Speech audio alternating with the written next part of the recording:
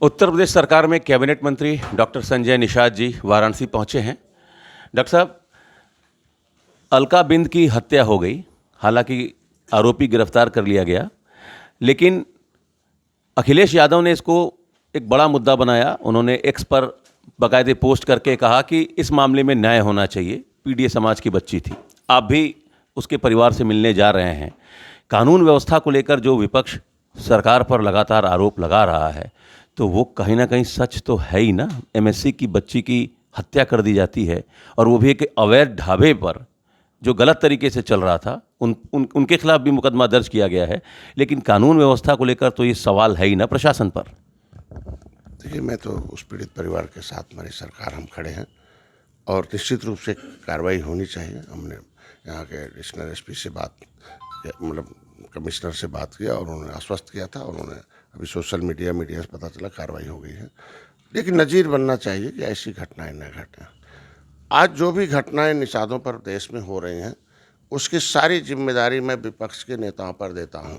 संविधान में अनुसूचित जाति अत्याचार निवारण अधिनियम 1931 से बना हुआ 50 में बना कि ऐसे जातियां जो 66 समूह है, जिनको अंग्रेज़ों ने, मुगलों ने उजाड़ा है, धर्म ने उजाड़ा है, चाहे वो लेदरमैन हो, वाशरमैन हो, फिशरमैन हो, 66 समूह हैं। चमड़े का काम करने वाले को चमार भाई, कपड़ा धोने वाले को धोबी भाई, नदियों में काम करने वाले अंग्रेजों मुगलों को मौत के घाट उतारने वाले, भगवान राम को पार उतारने वाले को मझवार कहा जाएगा। ये अनुसूचित जाति के हकदार होंगे। अन्य मतलब नीचे सूचित मतलब सूचित किया जाएगा कि तुम्हारे खिलाफ कोई भी अंगुली उठाता है तो सीधे एसपी डीएम उसमें जिम्मेदार होंगे। तो आज के दिन में लेदरमैन के ऊपर, वाशरमैन की बेटी के ऊपर कोई उंगली नहीं उठाता। और डॉक्टर साहब, 8 साल हो गए इसी सरकार को, 17 से 25। 8 साल में भी अगर पिछड़ों पर, दलितों पर अत्याचार हो रहा है, तो विपक्ष कैसे जिम्मेदार है इसके लिए? क्यों नहीं वो करे? उस समय इन जातियों को ओबीसी में क्यों डाल दे भाई? जब सुरक्षा मिली हुई संविधान का, आप उठा के ओबीसी में डाल दिए। ओबीसी में क्या है, किसी बेटी की इज्जत लूटा जाएगा, थाने में जाना पड़ेगा, वहाँ भी जाएगा, क्या होता मालूम हो? इन्हीं के लोग हैं ना। हाथी साइकिल की संख्या आपकी अपनी संख्या से 100 गुना वहाँ है। आज के दिन में अनुसूचित जाति की बेटी को थाने में नहीं जाना पड़ता। आज के दिन वहाँ थाना उठ के आता है, एसपीडीएम आते हैं, IPS रैंक के अधिकारी को जिम्मेदारी मिली है कि अनुसूचित जाति की सूची में सूचीबद्ध लोगों को सुरक्षा देना।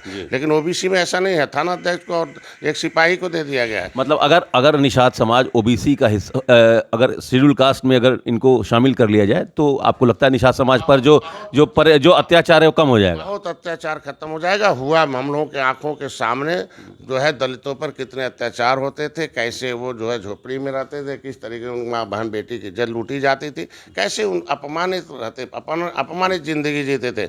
लेकिन आज के दिन में कॉन्स्टिट्यूशन ऑफ इंडिया में वो जब संविधान लागू हो गया और उनके लोग नेता आ गए और फुल्ली लागू हो गया, तो आज देखो कितना सम्मान सहित है वो हर क्षेत्रों में। शिक्षा में देखो, रिजर्वेशन से शिक्षा मिलती है, समुचित शिक्षा मिलती है, सुरक्षा मिलती है, नौकरी मिलती है, उनके राजनीति में आरक्षण मिलता है, प्रधान उनका होता है, जिला पंचायत सदस्य बनता, दरोगा पुलिस IG DIG बनता है। ये सारे कुछ है आरक्षण से, मतलब आरक्षण से SPDM बनते हैं, हाँ, वोट से CM PM बनते हैं। तो अगर इनके तो ये तो CM PM दूसरे को बनाते रहे, 70 साल से अपना आरक्षण लुटाते रहे।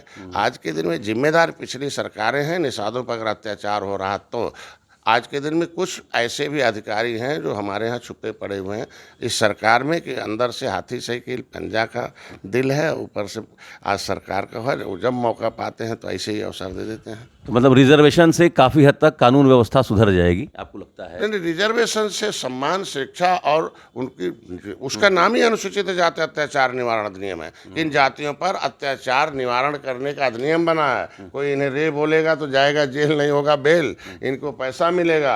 आज के दिन में अगर SPDM मौके पर नहीं गए, उसको सुरक्षा नहीं दिया, तो वो भी जाएंगे जेल, नहीं होगा बेल। तो ये है ना, तभी तो उसकी सुरक्षा सभी।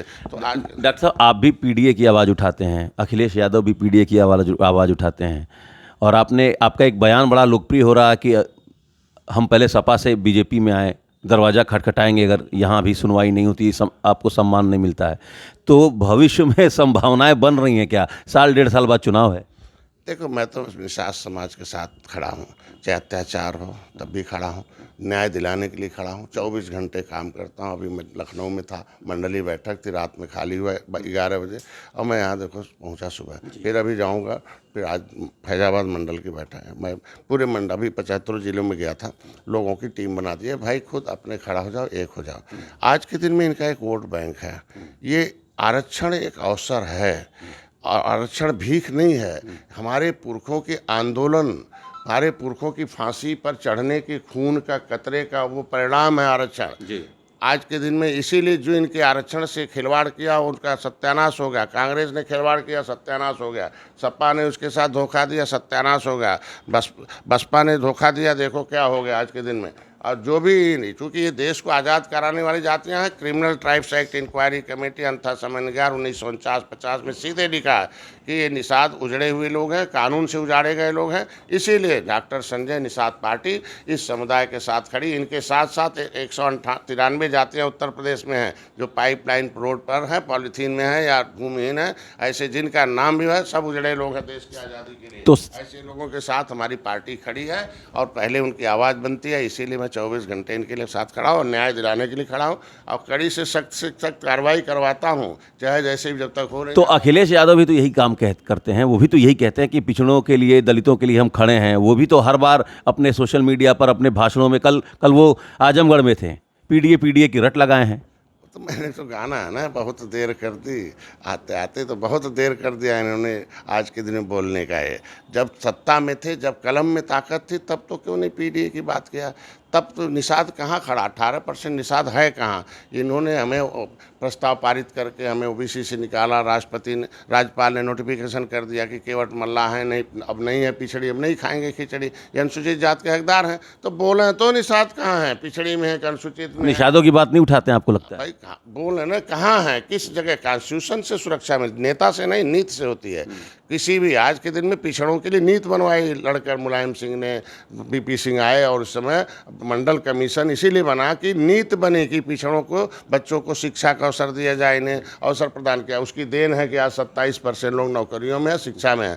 अनुसूचित जाति की सूची बनी, अम्बेडकर जैसे तमाम महापुरुषों ने, चंद्रिका राम निषाद ने आंदोलन किया, तब अनुसूचित जाति आयोग बना और कमीशन बना, तब आया। तो ये तो आज के दिन में ये नीति है ना, नीति तो लागू हो, तो कहाँ किस नीति के तहत निषादों को लागू कराना? डॉक्टर साहब, आप गोरखपुर से लेके अंबेडकर नगर, बनारस, पूर्वी हिस्से में लगातार सक्रिय हैं और आजमगढ़ से अब वो 2027 की ताल ठोक रहे हैं अखिलेश यादव, समाजवादी पार्टी।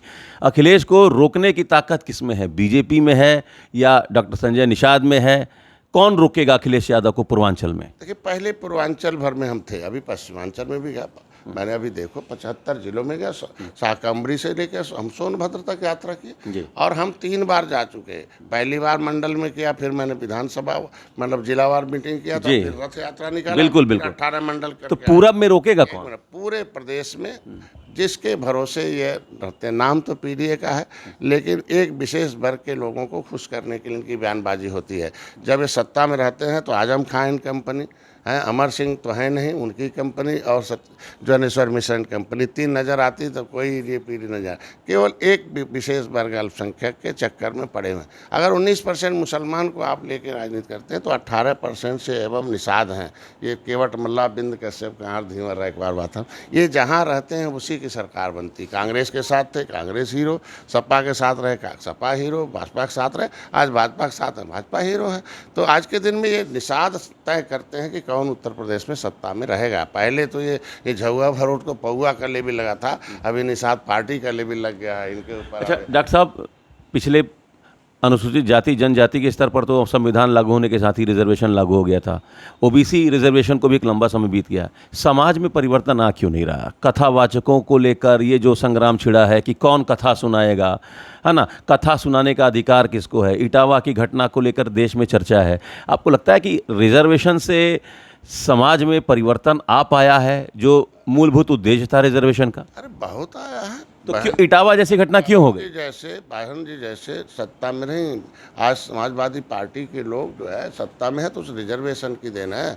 IAS से जितने भी बने अधिकारी, कथावाचक लेकिन नहीं बन पा रहा। देखो, सामाजिक न्याय की बात होती है संविधान में जी। सामाजिक अन्याय होता था पहले, अंग्रेजों, मुगलों और सभी कुछ तो उस तरह से गांधी की विचारधारा कहती है कि जन्मों के आधार पर व्यक्ति जन्म लेता है, पिछले जन्मों के कर्मों के आधार पर। लेकिन संविधान एक नहीं कहता। संविधान कहता है कि जो नीचे वाले हैं ये सताए गए लोग हैं व्यवस्था के, अंग्रेजों मुगलों के कानून से उजड़े लोग हैं, तो कानून उजाड़े गए हो तो कानून से ही इन्हें बसाना चाहिए, नहीं और कोई नहीं आएगा। इसीलिए अम्बेडकर की उस लेखनी को आज अम्बेडकर को भाजपा भी मानती है, सपा भी मानती है, बसपा भी मानती है, सब मानते हैं। उसी अम्बेडकर के लिखे हुए संविधान के मुताबिक सब लोग सत्ता में हैं। तो सत्ता का मतलब होता है लोगों को सुख दिए जाए और सम्मान दिए जाए, सुरक्षा दिए जाए, समृद्धि की जाए। सत्ता का मतलब यही हुआ एक अभिभावक के रूप में। ये 1, 2, 4 नेता हैं जो इस तरीके के जाति संघर्ष करा रहे हैं, जहर घोल रहे हैं। जानबूझ के इटावा की घटना कराई जा रही। नहीं, घटना तो हो गई, लेकिन उसे राजनीतिक तूल देना ये ठीक नहीं था। सामान्य, चूँकि सपा को भी सबका वोट चाहिए और भाजपा को भी सबका वोट चाहिए। ये दोनों जातियों को चाहिए कि जाति संघर्ष न हो, क्योंकि जातियों को एक छतरी के नीचे लाने का काम संविधान का है, कानून का है, व्यवस्था है इस तरीके का। मैं चाहता हूँ कि जातियों को अपने अपने लोगों को समझाएं और निश्चित रूप से एक लड़ाई लड़ें देश की बेरोजगारी, शिक्षा, स्वास्थ्य, जो भी अर्थव्यवस्था थी जो हम लोग आज के दिन में आया। तो ये बड़ा मुद्दा है। जब लोग रोजगार हो जाएंगे, लोग शिक्षित हो जाएंगे, लोग समृद्धशाली हो जाएंगे, तो ये सब धीरे धीरे अपने आप खत्म हो जाएगा। एक आखिरी सवाल, सम्मानजनक सीट को लेकर इसके पहले हमारी आपकी बातचीत हुई थी। अगर सम्मानजनक सीट नहीं मिलता है तो डॉक्टर संजय निषाद का क्या अगला कदम होगा? अकेले चुनाव लड़ जाएंगे या कोई और साथी की तलाश शुरू होगी? राजनीति में समाज का दबाव बड़ा होता है। समाज सर्वोपरि होता है। समाज ही, क्योंकि समाज ही सत्ता लाता। जो समाज किसी राजनीतिक दल के साथ हो गया, सत्ता आ गई, उसका बेस वोट उसका समाज होता है। आज के दिन में बात समझ गए? देखो, थोड़ा सा अपर कास्ट इधर उधर हिला, 43 सीट हार गई भाजपा। भैया ना, आज के दिन में देखो पश्चिम, मतलब अपर कास्ट की वजह से बीजेपी हारी। कई जगहों पर तो ऐसा हुआ ना, पश्चिम में आया आंदोलन चलाए लोगों ने। आज के दिन में और जातियां नाराज हैं, आरक्षण से लाभ मिलने वाली जातियों के अंदर डाला गया कि नहीं संविधान खतरे में है, तो जो आरक्षण का लाभ लेने वाली हैं तो हो गए। तो ऐसे में मैं कह रहा हूँ कि समाज का जो समाज होता है उसी से समस्या का समाधान हो। समाज एक साथ इसीलिए होता है कि अपने राजनीतिक दल के नीचे जाकर समस्या का समाधान करें। तो हमारे समाज का जो आरक्षण का मुद्दा है ये बड़ा है। आज के दिन में जब किसी समाज को भाजपा ने सारे वादे पूरे कर दिए, राम मंदिर बना दिया, धारा 370 खत्म किया, अपर कास्ट का 10% आरक्षण दे दिया, महिलाओं को 33% दे दिया आरक्षण, ठीक है, अर्थव्यवस्था में आप ऊपर हो गए, तमाम इंफ्रास्ट्रक्चर हर क्षेत्र में आ गया। तो जो भाजपा का मछुआ विजन था कि निषाद भूमिहीन है, निषाद अंग्रेजों से लड़ा हुआ है, उजड़ा हुआ है, ये फांसी पर चढ़ा है, इसके खून के कतरे का परिणाम है संविधान, इसके खून के बलिदान का परिणाम है आरक्षण। तो इसको जो लिखा हुआ संविधान में विसंगति दूर हो जाए। हम पूरे देश में अनुसूचित में है, खाली उत्तर प्रदेश में जमुना पार अनुसूचित में है, दिल्ली में रामचरित्र निषाद मछली शहर से लड़के भाजपा ले गई है। तो हमारे सम्मान का विषय है ना कि भारतीय जनता पार्टी जिस निषाद को लोग समझते थे कि अनुसूचित नहीं है और खुद ही रामचरित्र निषाद को जिता दिया हो, तो जिता के ले गई अनुसूचित जाति की सीट पर। इसके मतलब आई एम अटेस्टेड दैट, मतलब ये भारतीय जनता पार्टी के कि निषाद अनुसूचित में है। आरजीआई से लिखवाया भाजपा ने। योगी जी हमेशा आवाज़ उठाते थे कि निषाद का आरक्षण अनुसूचित मिलना चाहिए जब वो सांसद थे। दर्जनों वीडियो उनका है। मेरे साथ, मैं जेल में था, सपा ने जेल में डाल दिया आरक्षण के नाम पर, गोली चलाए और एक भाई मरवा। तो मेरे लिए वो धरने पर बैठते थे जिलों में, महाराज जी, कि ये नहीं करना हो रहा, निषादों का हक बनता, निषाद अनुसूचित में है। बहुत अखबारों छपा।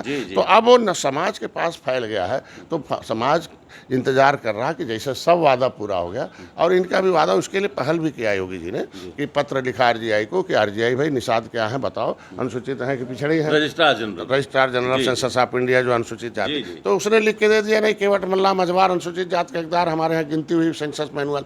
तो जब प्रमाणिक दस्तावेज योगी जी मंगा लिए तो हमको लगता है टाइम लगेगा, थोड़ा समय लगता है। लेकिन आपने कह दिया 240 सीटें बीजेपी को आई, इसका कारण है सवर्णों ने बीजेपी का साथ छोड़ दिया। नहीं, कुछ सीटों पर हम कह रहे हैं कि बेस वोट जब सही से उदासीन हो जाता है तो जैसे उदासीनता का कारण कई होता, उदासीनता के कारण कई होते हैं। जैसे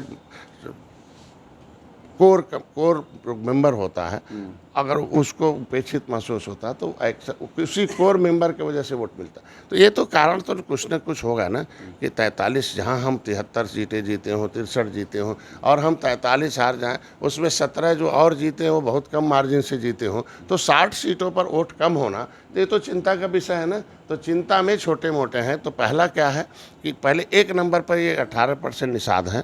इसमें जो हमारे दूसरी पार्टियों से आने वाले नेता थे, वो जो उन्होंने ठेका ले रखा था कि हम लोग ठेकेदार हैं, सपा में बसपा की सरकार बनवाए, भाजपा की सब कांग्रेस की बनवाए, सपा की बनवाए, हम आपके यहाँ भी दिलवा दें, उनके भरोसे रह गई। हाँ, बात समझ गए। मैं समझ गया, तो ठीक। पता चला उन लोगों ने वही है अंदर से कि बस वो तो हमेशा क्यों उनका चेहरा देखने के बाद समाज जानते क्या करता कि यही नेता था जो बसपा में था, तो मेरा आरक्षण विरोध मायावती कैंसिल कर रही थी तो बोले नहीं, मेरा रोजी रोटी वर्ग 3 की जमीन छीनी गई।